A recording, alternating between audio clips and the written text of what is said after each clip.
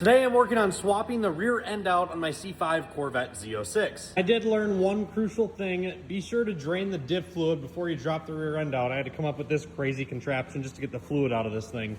But you may be wondering, why am I swapping the diff in my C5 Z06 in the first place? And I have a crazy story to tell you guys. So my friend and I drove our C5 Z06s on the Hot Rod Power Tour about 2 years ago. And on that trip, his RPM stage 4 rear diff split in two, and we had to source finding and installing a rear diff when we were in the middle of, I don't know, 4 states away from us in the middle of nowhere. But on our drive home, after we got that new diff in, we just put a factory diff back in, we drove by RPM's headquarters, where we dropped this differential off that split into 2 pieces, and they rebuilt it and sent it back to him.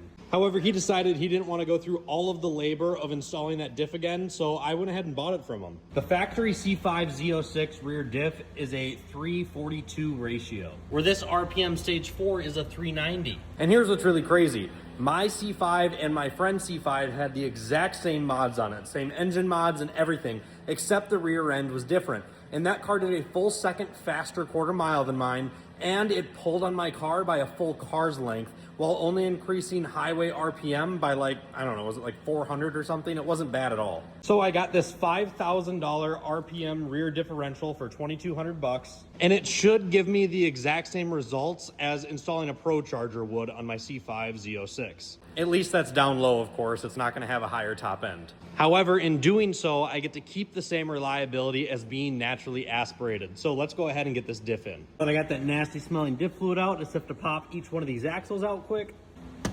After I have both of these two things out, we just have to go ahead and unbolt the diff from the transmission. After getting 1, 2, 3, 4 things off, I found out that there is one more. However, I'm gonna have to take the diff and trans and kind of scoot them forward so I can get to it because it's on the bottom half here. So I'm gonna get my dad for some assistance and kind of scoot this thing forward quick.